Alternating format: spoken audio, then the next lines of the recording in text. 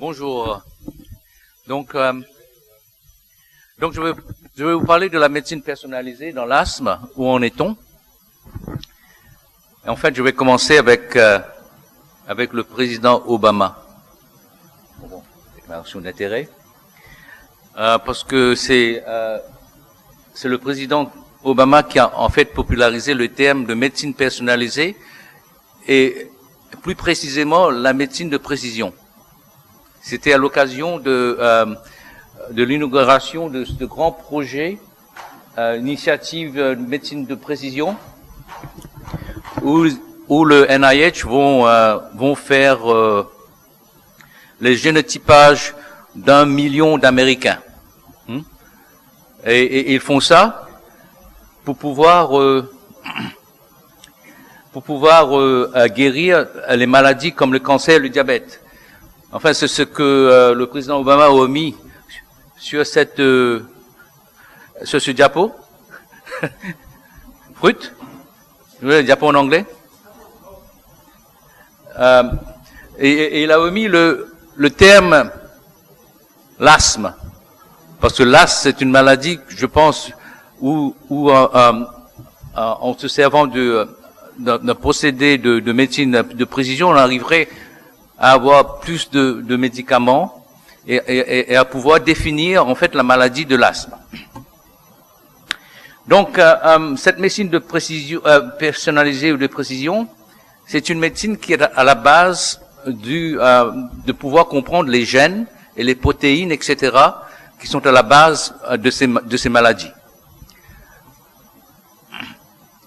Alors, cette médecine de précision, comme j'ai dit, qui utilise l'information à propos des gènes, des protéines, de l'environnement et du mode de vie d'une personne pour prévenir, diagnostiquer et traiter une maladie. Donc ça, c'est un concept qui dépend des gènes et des protéines et de l'environnement et du mode de vie.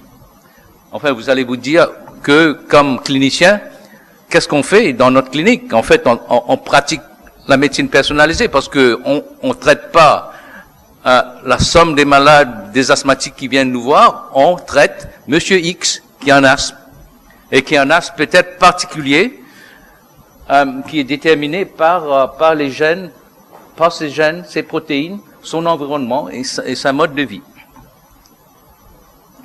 Donc le but c'est de procurer le bon traitement au bon patient, à la bonne dose et au bon moment.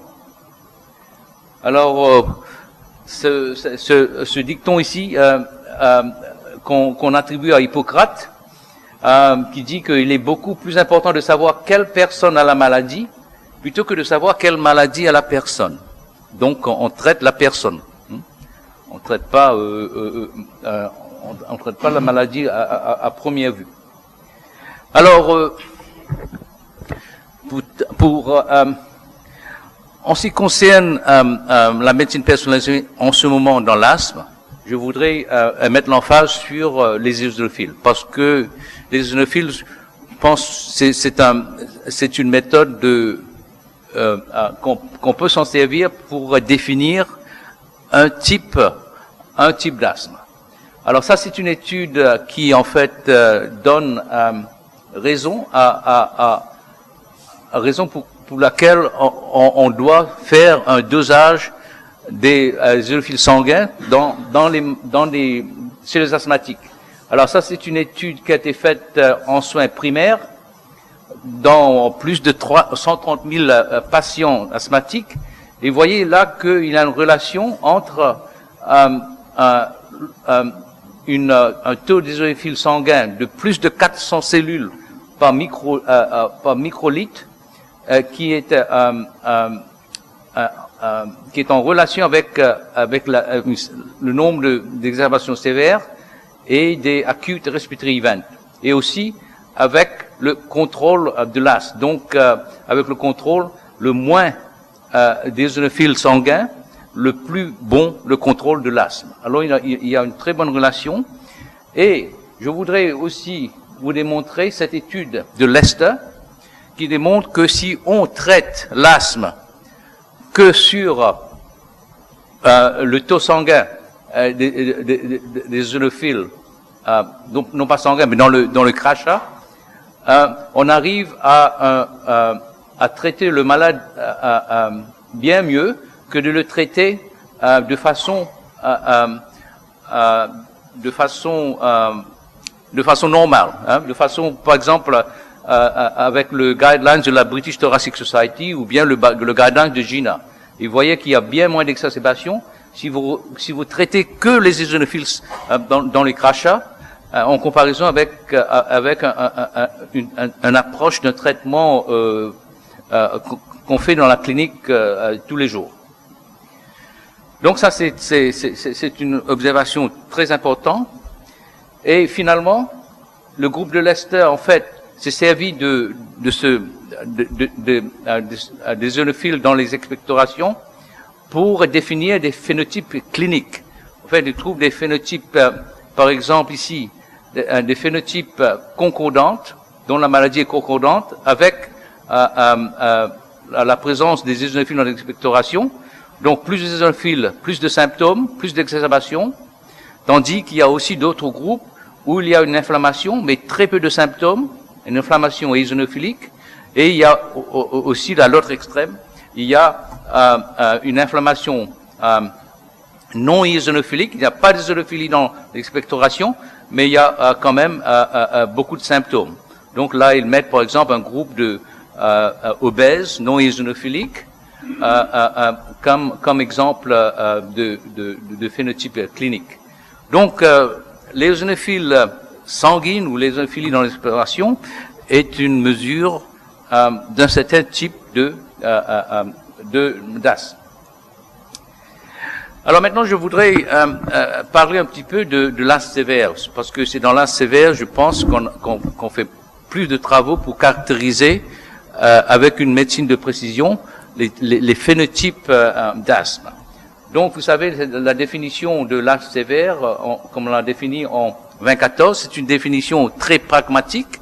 C'est une définition qui dépend du contrôle de l'asthme. Donc, une définition de contrôle de l'asthme avec l'une de ces caractéristiques qui sont là, l'une de ces 4 caractéristiques: mauvais contrôle des symptômes, fréquente exacerbation sévère, des expiations graves, des expiations qui nécessitent urgence admis à l'hôpital dans un ICU, ou bien même des asthmatiques qui sont ventilés.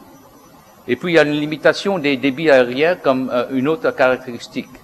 Donc si on a ces caractéristiques et on prend un traitement à forte dose et l'asthme reste non contrôlé, on définit ça comme un asthme sévère. Mais dans cette définition internationale de 2014, on a aussi inclus les asthmes qui sont contrôlés, mais qui sont contrôlés à de fortes doses de corticothérapie.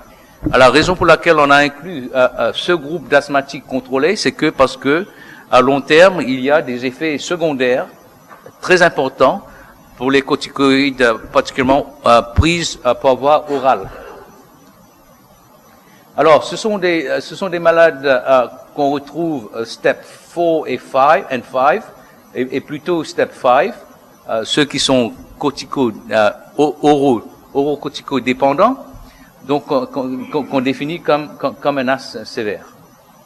Alors, dans cet asthme sévère qu'on retrouve dans la clinique, on peut voir ces caractéristiques des phénotypes cliniques. Par exemple, on parle beaucoup d'un asthme à début précoce dans l'enfance, ou bien, en comparaison, il y a l'asthme qui a un début tardif. Il y a des asthmatiques qui ont de l'atopie, avec des IgE élevés, et par contre, il y en a d'autres qui n'ont pas d'atopie. Il y a l'obstruction bronchique, associée particulièrement avec un déclin accru du VMS. Il y en a certains qui parlent que ce caractéristique, c'est plutôt une caractéristique de la BPCO. Il y a ceux qui ont des exacerbations récurrentes. Il y a l'obésité, comme j'ai mentionné, l'obésité associée avec une inflammation non eosinophilique. Et puis, il y a l'inflammation eosinophilique ou non eosinophilique.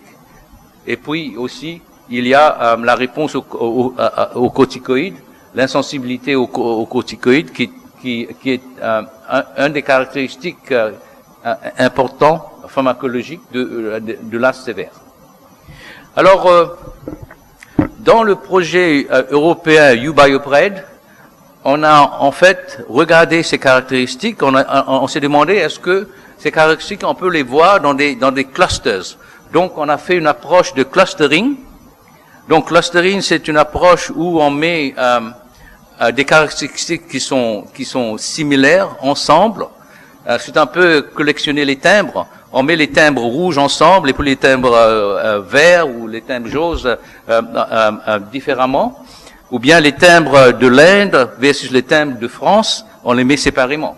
Donc, on peut choisir comment les séparer. Donc là, la séparation s'est faite du point de vue mathématique et statistique, et on arrive avec 8 critères cliniques ou physiologiques. On arrive avec 4 phénotypes ici dans ce cohorte du BioPred. Donc des caractéristiques clinico-physiologiques à des phénotypes cliniques. Donc on trouve 4 phénotypes ici, et vous voyez que le phénotype T1, c'est un asthme modéré à sévère. Donc ce sont des gens qui sont très contrôlés, well controlled, et qui prennent medium to high inhaled corticosteroids, et ils n'ont pas d'obstruction bronchique. Tandis que les 3 autres phénotypes sont des phénotypes d'asthme sévère, et très intéressant de voir que un des phénotypes, ce phénotype 4, c'est associé avec des exacerbations fréquentes, avec très peu d'obstruction bronchique, et on le retrouve chez les asthmatiques sévères, des femmes obèses. Tandis que les 2 autres phénotypes, on voit que ce sont 2 phénotypes associés avec une obstruction bronchique, mais l'une d'entre eux, c'est associé à des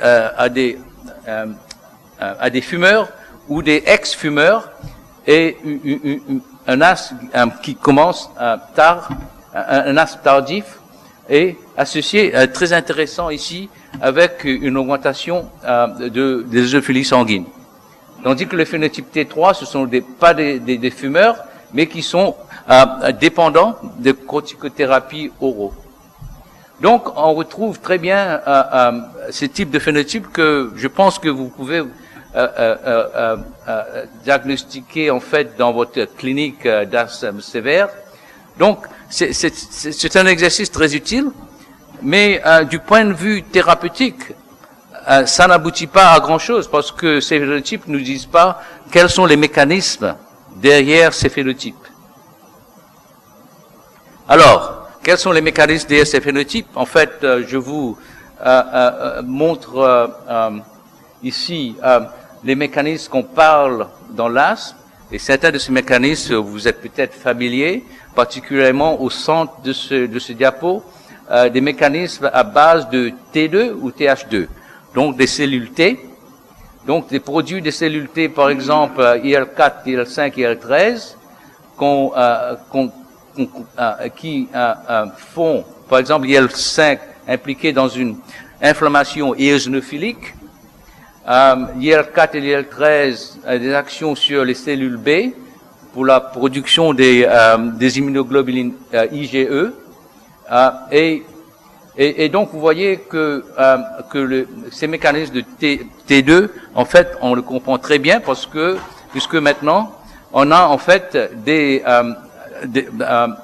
traitements anticorps vers IL5 ou IL4 et IL13 qui sont efficaces en fait dans des asthmes à base éosinophilique.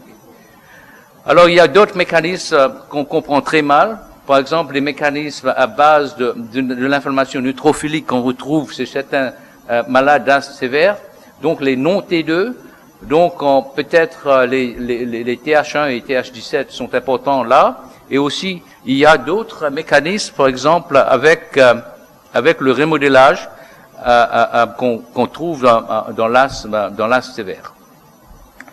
Donc bon, je vous démontre ce diapo, c'est ce qu'on comprend sur les mécanismes en ce moment. Mais ce qui n'est pas sur le diapo, ce sont les mécanismes qu'on ne connaît pas qui peuvent être impliqués dans l'asthme, mais qu'on sait très peu sur là-dessus. Donc, ce qui manque en fait sur ce diapo, ce sont ces mécanismes qu'on comprend pas très bien. Alors, en ce moment, dans l'asthme sévère, en fait, on a ces médicaments qu'on peut s'en servir, qui sont des médicaments très précis parce qu'ils bloquent, par exemple, les IgE, les anti-IgE, et qui bloquent très précisément l'IL-5. Et donc, ce sont des médicaments qu'on sert chez des malades très spécifiques. Autre raison pour ça, parce que ces anticorps sont très chers, comme vous le savez. Alors, très vite, pour vous démontrer que ces médicaments, par exemple les anti-IgE, qu'on s'en sert dans l'asthme sévère, avec des IgE sanguines élevés, et à base, avec un background atopique. Alors, vous voyez là, ici, cette étude qui a été publiée, en fait, pas en 2015, mais je pense en 2002 ou 2003, avec Marc Humbert, une réduction du taux d'exacerbation de 50%, et aussi associé avec une amélioration de la qualité de vie, EQLQ, dans tous ces domaines, chez ces malades. Et en fait, c'est que récemment qu'on s'est servi des biomarqueurs pour indiquer qui sont ces malades qui vont répondre à ce traitement avec une réduction des exacerbations. Et vous voyez ici, par exemple, ces deux biomarqueurs qu'on peut s'en servir dans la clinique, le FINO et les eosinophils sanguines sont les deux qui sont les mieux pour prédire qui sont ces malades qui vont répondre à ce traitement. Par exemple, en se servant un FINO de plus de 20 ppb, on peut prédire dans 53% de ces malades qui vont avoir une réduction d'exacerbation. Et en fait, dans les eosinophils sanguines, c'est un peu moins bon, seulement dans 32% de répondeurs à ce traitement des anti-IgE. Donc, ça, c'est un petit peu une médecine personnalisée parce que on se sert des biomarqueurs pour indiquer qui sont ces personnes qui vont répondre à ce traitement très spécifique. Et plus récemment, on a eu les anti-IL-5 avec le mepolizumab. Et là, il faut que je vous signale que le mepolizumab, en fait, ça a été développé en fait il y a plus que 10 ans de cela, et que au départ, dans ce développement, on avait fait une étude chez les asthmatiques en se basant seulement sur la sévérité de cet asthme. Alors ils ont pris un groupe d'asthme léger à modéré qui prenait un maximum de 1000 microgrammes par jour, équivalent beclomethasone, qui avait des symptômes journaliers. Et comme vous voyez ici, bien que les eosinophils sanguines étaient contrôlées, étaient réduites par ce traitement de mepolizumab, la VMS ne bougeait pas du tout. En fait, il n'y avait aussi pas de réponse en termes d'exacerbation chez ces malades. Et en fait, GSK, Glaxo avait presque décidé de plus développer le mepolizumab, et ça aurait été une catastrophe pour GSK. Et comme vous le savez maintenant, la raison pour laquelle cette étude n'a pas marché, c'est parce que ça n'a pas été, les malades n'ont pas été très bien collectionnés. Et on sait maintenant que ce sont des malades avec un asthme sévère, avec une eosinophilie sanguine de plus de 150 par microlitre. Et ce sont des malades avec un traitement de mepolizumab pendant une année, vous voyez ici une réduction à 50% des exacerbations après 32 semaines. Avec une mepolizumab qu'on peut donner pour avoir intraveineuse ou bien sous-cutanée. Et comme vous le savez maintenant, c'est la voie sous-cutanée qu'on s'en sert en clinique. Et avec un très peu d'amélioration de la VMS. Il y a une amélioration, mais c'est une petite amélioration qui est quand même significative Mais cliniquement, est-ce que ça c'est significatif cliniquement, en clinique, ça on peut en discuter. Donc, en ce moment, je pense qu'on peut définir un asthme sévère eosinophilique, et ça a été publié dans le RSG en mai cette année, où on a défini des critères majeurs et des critères mineurs de cet asthme sévère eosinophilique. C'est un asthme sévère avec des exacerbations 2 ou plus par an, dépendance vis-à-vis des corticoïdes oraux pour le contrôle de l'asthme, avec des eosinophiles sanguines élevés et associé avec une obstruction bronchique fixée avec des polypes nasaux. Donc, c'est cet asthme sévère eosinophilique qui répond aux anticorps anti-IL-5 et aussi aux anticorps IL-5 récepteurs avec le benralizumab. Alors, quelle est l'approche personnalisée dans l'asthme sévère en ce moment? Alors, je vous mets une approche qu'on fait en Angleterre. Donc, on définit cet asthme sévère réfractaire d'après la définition de l'ERS-ATS 2014. On fait une optimisation du traitement, palier 5, et de l'observance. Ça, c'est très important de le faire pour définir cet asthme sévère réfractaire. Et après avoir fait ça, on peut diviser les groupes entre un T2 élevé ou bien un T2 bas en sus des eosinophiles sanguines ou de FINO. Alors, s'il tombe dans ce groupe de T2 élevé, on envisage une stratégie de traitement anti-T2. On a l'anti-IgE, on a l'anti-IL-5, et on a l'anti-IL-5 récepteur alpha qui a été approuvé en fait par le FDA il y a quelques semaines, ou bien l'anti-IL-4 récepteur alpha. Mais le problème reste avec les biomarqueurs T2 bas. Et vous voyez ici, ce qu'on fait, c'est qu'on envisage une réduction des doses de corticothérapie parce que la corticothérapie, en fait, inhibe l'expression des T2.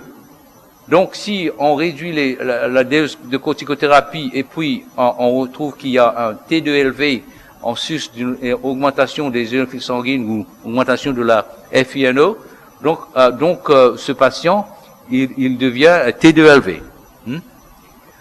Mais beaucoup de ces patients, en fait, les biomarqueurs T2D restent bas, et là, il y a un problème. Qu'est-ce qu'on fait?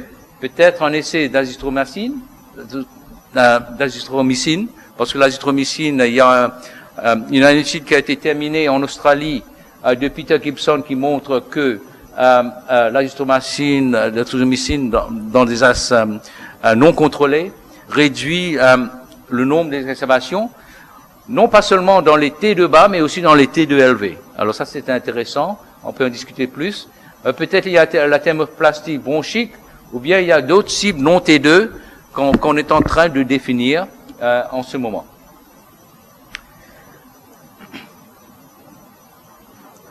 OK. Maintenant, je vais passer un petit peu à une vitesse un peu plus vite, parce que je vais parler des gènes. En fait, je pense que ça, c'est le futur de la médecine personnalisée en asthme. Et ça a été commencé, ça a débuté avec cette étude de Woodruff, de San Francisco, publiée en 2009. Alors, qu'est-ce qu'il a fait? Il a pris un groupe d'asthme léger à modéré, et il a fait une bronchoscopie où il a pris des brochages épithéliaux et il a regardé dans ces brochages épithéliaux l'expression des cytokines T2. En fait, ces cytokines, en fait, ce sont les 3 gènes ici que vous trouvez là, la pyroxine, le CLCA1 et la serpine B2.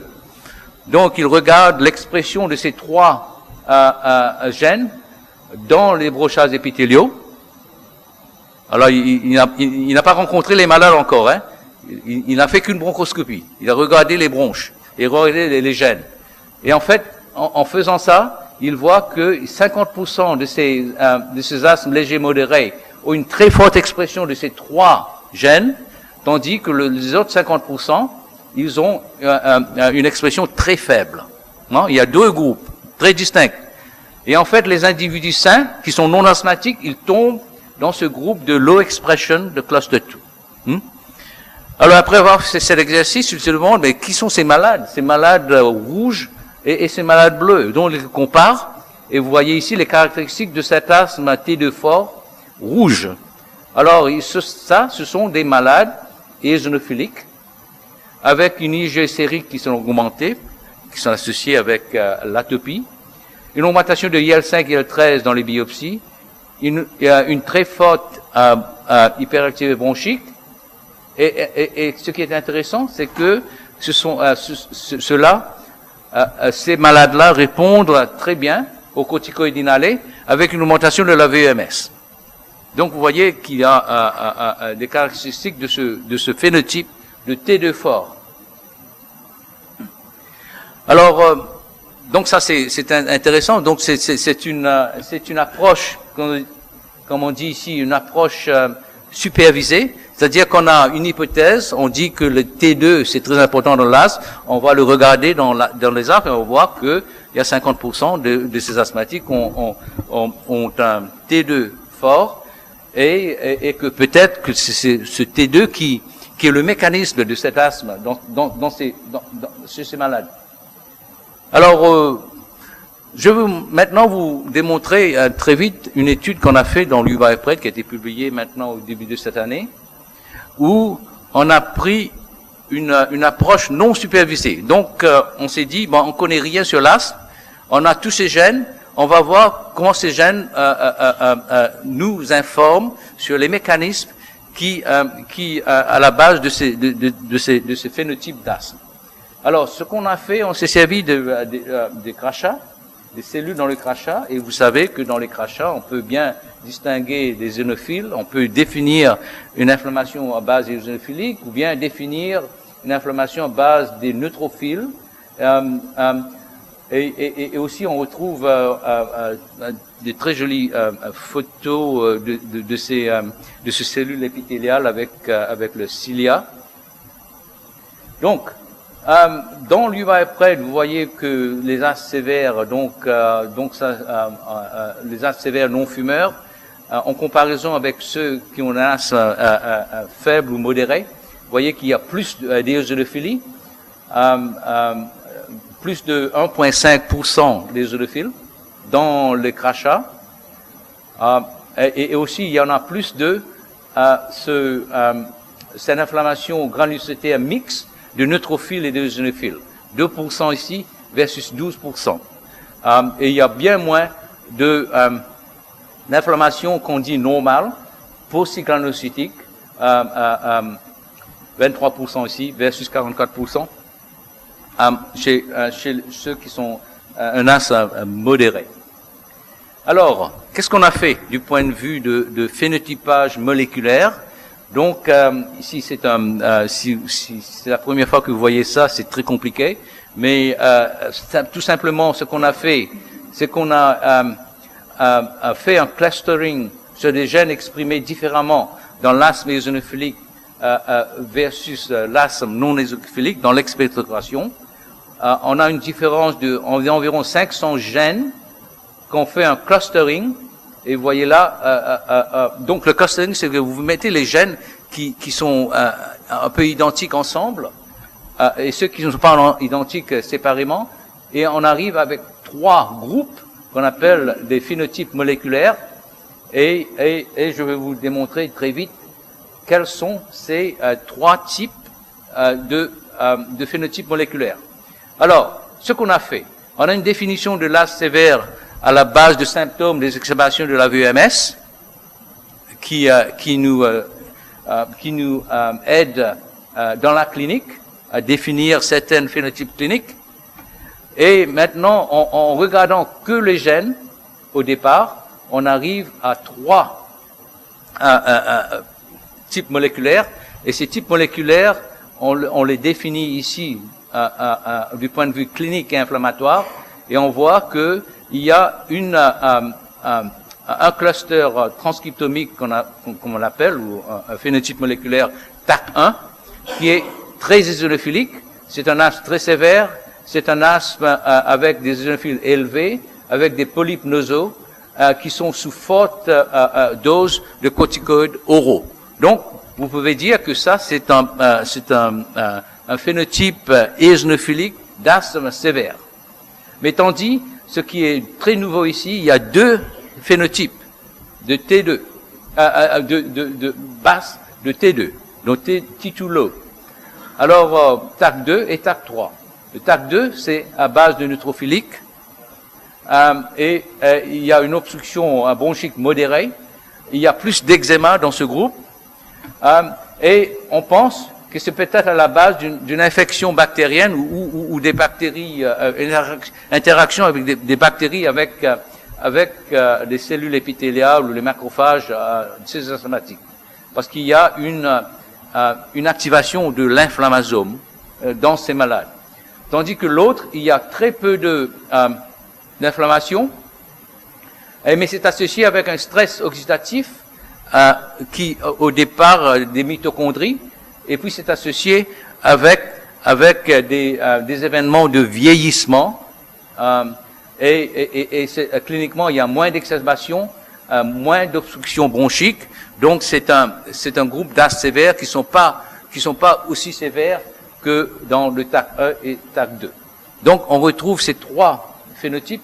Et en fait, ce qui est intéressant, c'est que on trouve ici quelques mécanismes qu'on pourrait en fait développer des agents ou des traitements nouveaux pour ces types de non-T2.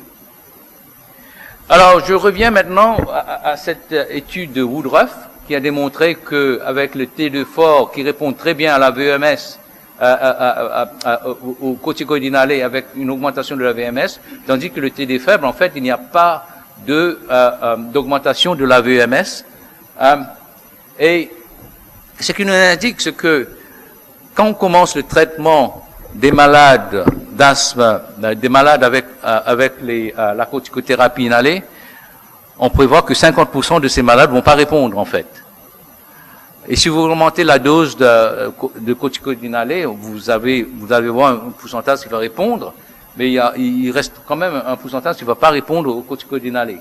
En fait, ça a été démontré auparavant dans ces études, par exemple ici la beclaméthasone à petite dose, donc c'est le pourcentage de patients et la réponse par la variation de la VMS. Et vous voyez que c'est une courbe dumbbell shape, comme on dit en anglais. Il y a le groupe qui répond pas, en fait, qui répond, en fait, de l'autre façon, et qui a une réduction de la VMS, tandis qu'il y a, ici, il y a le groupe qui répond très bien. Donc, quand vous voyez ces données, vous vous demandez, est-ce que, en fait, il faut pas pratiquer une médecine de précision ou une médecine personnalisée dans l'asthme faible à modéré, dans les step 2, step 3, par exemple, alors ça c'est à considérer, et parce que je pense que c'est pas impossible de dire que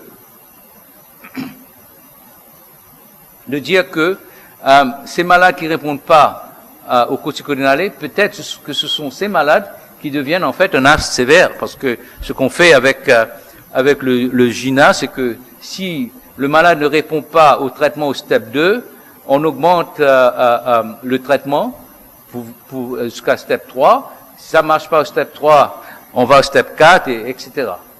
Donc c'est bien possible que ces non-répondeurs, ceux qui sont résistants à la corticothérapie, peut-être que ce sont ceux qui deviennent des asthmes sévères.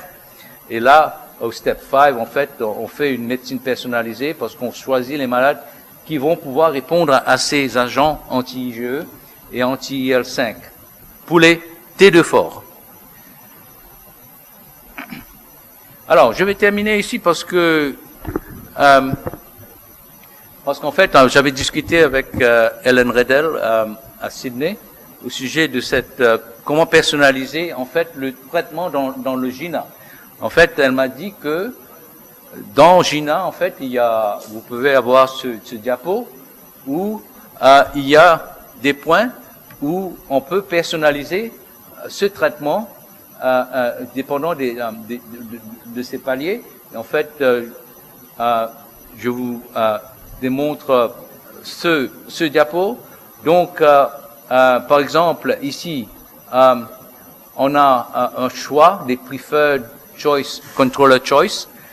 J'ai pas eu le temps de traduire enfin, j'ai pas eu le temps de l'envoyer à Xavier Blanc pour faire la traduction. Donc, il y a des preferred choice. Donc, ici, on peut personnaliser, le controller choice. Et puis, on peut aussi faire, on peut choisir, on a un choix ici pour other controller options. On a des traitements à la base des symptômes et des facteurs de risque en servant des ionophiles de FINO, etc. Donc ça tout doucement va entrer dans GINA. Et puis il y a d'autres facteurs à considérer, des facteurs non pharmacologiques par exemple, des facteurs de risque qui sont très personnel à un malade particulier.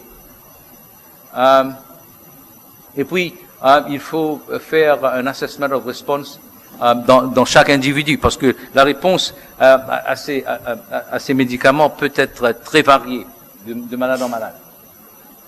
Alors, il faut customize le traitement. Ok. Donc, il y a quand même de la personnalisation dans le traitement dans GINA, mais je pense que cette personnalisation va être plus rentable qu'on a défini très bien ces phénotypes moléculaires, ou bien, comme on dit, ces endotypes d'asthme. Donc, je vais terminer ici avec une conclusion. Donc, le succès de la médecine personnalisée basée sur une médecine de précision, on a la reconnaissance d'un endotype T2, asthme sévère et eosinophilique, les traitements biologiques efficaces qui ciblent les T2, on les a déjà, l'utilisation des biomarqueurs tels les sanguines pour définir un profil T2 fort, ça on s'en sert au step 4. Et ce qu'il reste à faire, c'est d'avoir des meilleurs biomarqueurs pour endotype T2, et définir les endotypes non T2 faibles, non T2. Et avoir des traitements ciblés pour les non T2. Et puis, il faut voir l'application de cette médecine personnalisée aux asthmes légers à modérés. Il ne faut pas les oublier. Et puis, je pense que on pourrait aussi redéfinir la taxonomie de l'asthme. Qu'est-ce que c'est que l'asthme? Et définir les endotypes et définir les mécanismes qui sont à la base de ces endotypes d'asthme. Merci.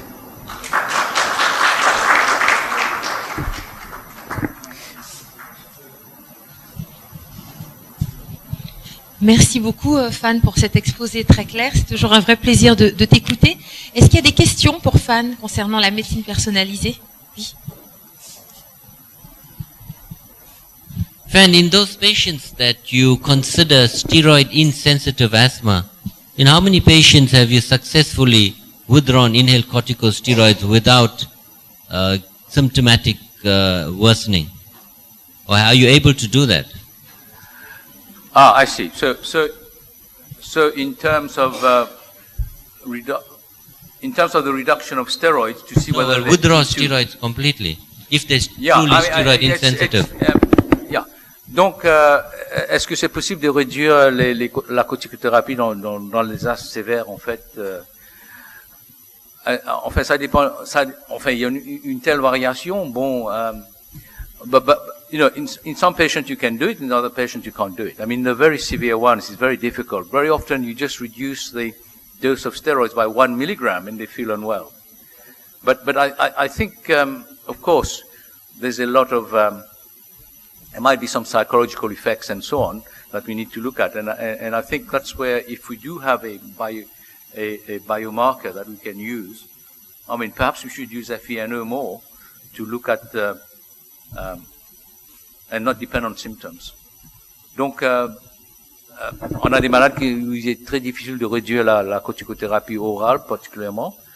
Et je pense que si on fait une réduction du dosage de la corticothérapie, je pense qu'il faut s'en servir des biomarqueurs comme le FINO pour voir vraiment si l'asthme est en train de détériorer en réduisant la corticothérapie. Merci. Oui. Une double question et double question. First one is about the comorbidity in asthma. And for example, if you have obesity, you may have also some sleep apnea syndrome combined to the asthma population. And then the second question about that answers about personalized medicine, Hippocrates. You don't treat the disease, you treat the patient. J'ai pas compris Non, la question de comorbidité, premièrement. Et oui. Puis l'azithromycine. L'azithromycine, oui. L'azithromax. Ça peut être intéressant. Hein. Oui. Bon, oui, enfin, les comorbidités, oui. Comorbidities is very important. And in fact, in Ubiopred, the more severe the asthma is, the more comorbidities you have. So that's very important. So it's important to look at that and to try and treat the comorbidities. And secondly, azithromycin. Azithromycin is very interesting. I mean, but the issue here is that we don't know actually how it's working. You know, is it working because it's an antibacterial agent, or is it working because it's got some anti-neutrophilic effect? And the fact that in the Australian study, you know, even the eosinophilic asthmatics responded to this treatment as well as the non-eosinophilic asthmatics. So it's a bit unclear how it's working. Oui, Ultra bon, de disposer. Le problème, c'est que quand on voit le GINA, normalement, on a le phénotypes, donc 1, 2, etc.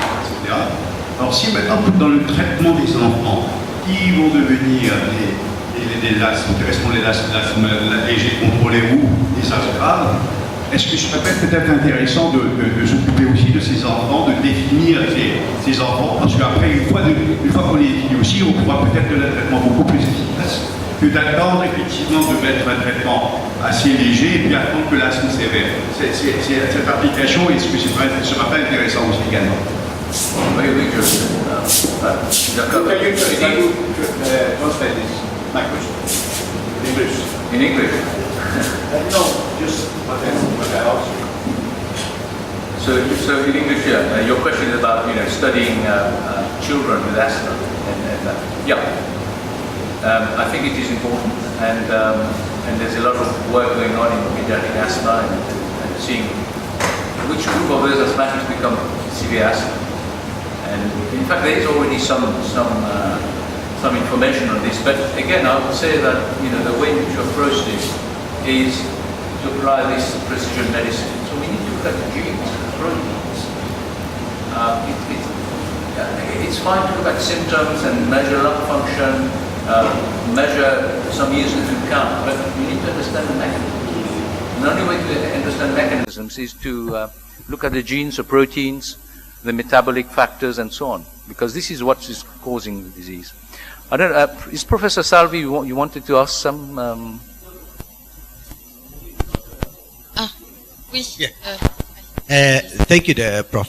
My question is, if you have a patient with severe asthma and both high IgE and high eosinophils, how you go through selection between anti-IgE and anti-ILD5? So that's an excellent question. So that will be faced by many clinicians, and we don't know, because the only way to answer your question is to do a trial. Yeah. So in Ubiopred, about 33% of those patients would either qualify for anti-IgE or for anti-IL-5 treatment. And as I say, we need to do a study for this, head-to-head comparison. But my feeling is that I think anti-IgE is probably as good against severe eosinophilic asthma, because many years ago, when anti-IgE was introduced, we did a study where we took biopsies and we look at sputum in patients being treated with anti-IgE, and we found that there was a very nice reduction of sputum eosinophils and biopsy eosinophils, and that suggests that IgE has an influence on eosinophil infiltration. Thank you. Une autre question. No? Perhaps it's a provocative question, Fan, but you didn't talk about immunotherapy. Yes. Some experts are saying that immunotherapy could be a So I'm not personalized treatment. So I'm not in the field of immunotherapy, and I know that in the new GINA guidelines 2017, which I didn't show on the slide, is that immunotherapy is one treatment from step 1 to step 4. Yeah. Well, I don't do immunotherapy, so I'm not an expert to answer this. But the only thing I can say is that my colleague, Professor Stephen Durham, doesn't do immunotherapy in patients with asthma. I sometimes refer him patients, and he says, "Oh, his patient has got asthma, and I'm not going to consider that." And also, if these patients all have more than one allergy. Yeah. So that's my answer. Okay. Thank you, Fan. Non, d'autres questions? Bon, merci beaucoup, Fan, pour cet exposé. On va continuer. Merci infiniment.